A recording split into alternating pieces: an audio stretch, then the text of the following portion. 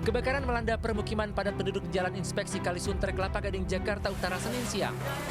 Petugas Damkar Jakarta Utara dibantu warga berupaya memadamkan api yang membakar bangunan semi permanen. 4 rumah ludes terbakar.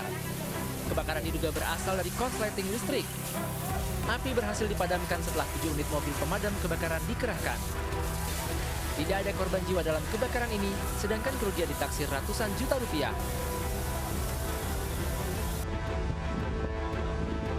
Puluhan hektar hutan dan lahan yang terbakar terjadi di perbukitan Desa Partung, Kotna Ginjang, Kecamatan Harian, Kabupaten Samosir, Sumatera Utara.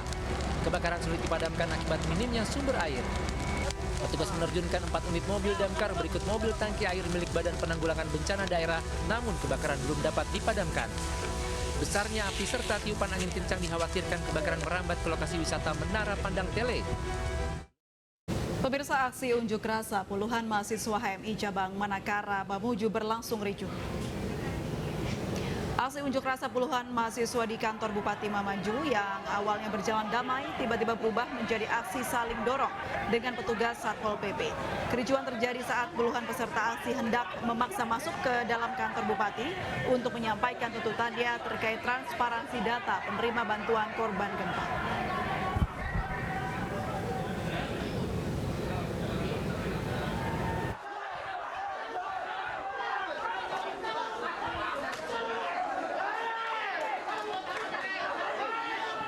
Puluhan remaja mengendarai motor berkonvoi sambil membawa senjata tajam. Dari unggahan akun Instagram Lensa Berita Jakarta, konvoi remaja ini terjadi di kawasan Cileksi, Bogor. Tidak jelas tujuan remaja ini berkonvoi sambil membawa senjata tajam. Ironisnya, tidak ada petugas yang berusaha mengamankan mereka yang jelas-jelas membahayakan pengguna jalan dan melanggar aturan lalu lintas.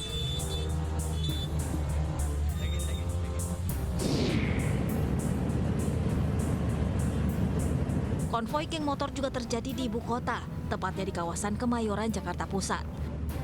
Dari unggahan akun Lensa Berita Jakarta, geng motor ini kerap beraksi menggelar konvoi dengan knalpot bising di tengah malam hingga menjelang dini hari. Hal ini sangat meresahkan warga dan mendapat banjir kecaman dari warganet.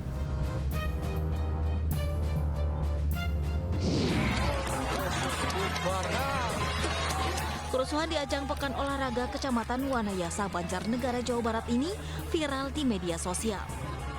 Dalam unggahan akun Andreli_48, 2 kubu pendukung tim sepak bola yang tengah berlaga menyerbu ke tengah lapangan dan terlibat baku hantam.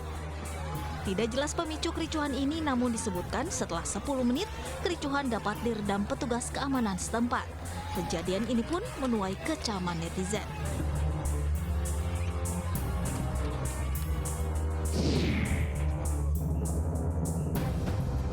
Sampah antariksa yang berupa sisa roket pendorong satelit milik Cina terlihat melintasi angkasa Indonesia di wilayah Sumatera dan Kalimantan Barat. Sampah angkasa yang menyerupai komet ini akhirnya jatuh di perairan Samudra Hindia. Peneliti BRIN mengkonfirmasi sampah antariksa ini tidak berbahaya bagi biota laut. Meski demikian, penampakan sampah antariksa ini sempat menuai beragam komentar dari warganet.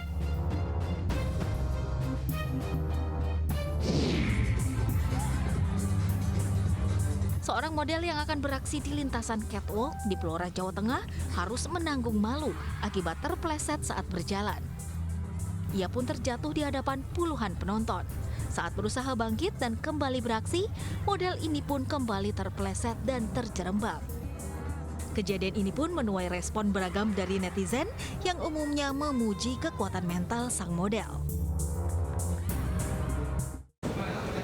Pemirsa, 9 partai politik calon peserta pemilu 2024 resmi mendaftar ke Komisi Pemilihan Umum di Jakarta.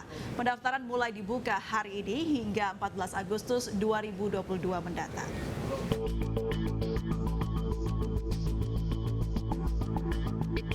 Sembilan partai politik calon peserta pemilu hari ini mulai mendaftar ke kantor Komisi Pemilihan Umum di Jakarta. Dari data KPU yang dihimpun, jadwal pendaftaran hari ini terdapat 9 parpol yang mengkonfirmasi melakukan pendaftaran. Di antaranya,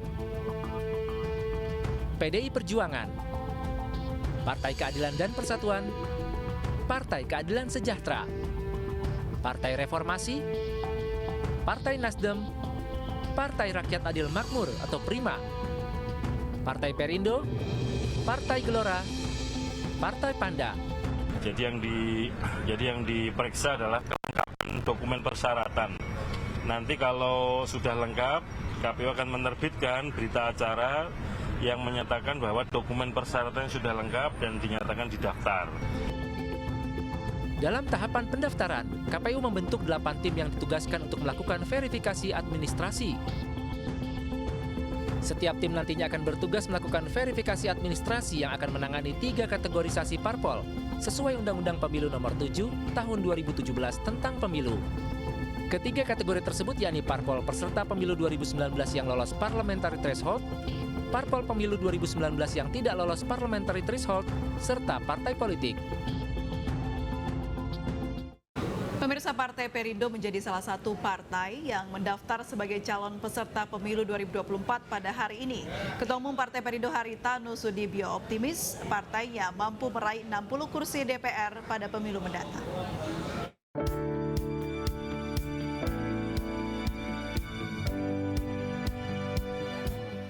Dipimpin oleh Ketua Umum Haritanu Sudibyo, Partai Perindo resmi mendaftarkan diri sebagai calon peserta pemilu 2024.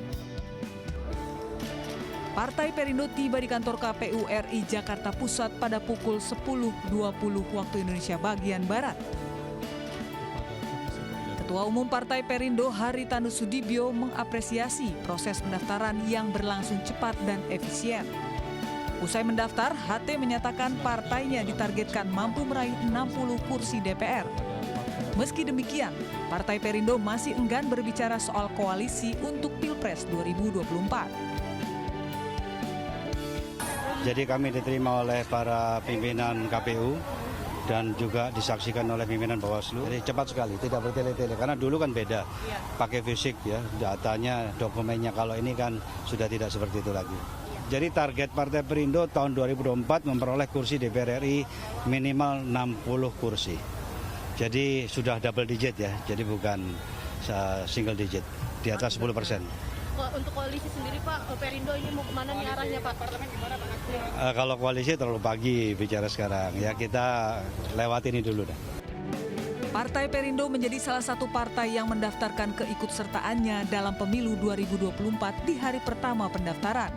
KPU akan segera memeriksa dokumen administrasi maupun faktual milik Partai Perindo. Dari Jakarta, Tim Liputan iNews melaporkan. Komisi Pemilihan Umum telah menerima pendaftaran 9 partai politik calon peserta pemilu tahun 2024. Selanjutnya, KPU akan melakukan verifikasi. Dan berikut pernyataan Komisioner KPU Idham Holik. Ketua KPU RI menyampaikan tadi, selama pendaftaran bagi partai politik yang memenuhi ambang batas perolehan suara 4%, ya, secara nasional ini hanya akan diberlakukan verifikasi administrasi tadi dalam proses penerimaan pendaftaran. Selanjutnya, bagi partai politik yang tidak melampaui angka parliamentary threshold atau ambang batas perolehan suara nasional, itu akan diperlakukan mengikuti verifikasi administrasi dan verifikasi faktual, begitu juga dengan partai politik yang belum pernah menjadi peserta pemilu pada pemilu sebelumnya. Pemirsa, untuk pertama kalinya Indonesia berpartisipasi dalam cabang olahraga Bosya pada event ASEAN Para Games ke-11 di Solo, Jawa Tengah. Informasinya hadir usai jeda berikut ini.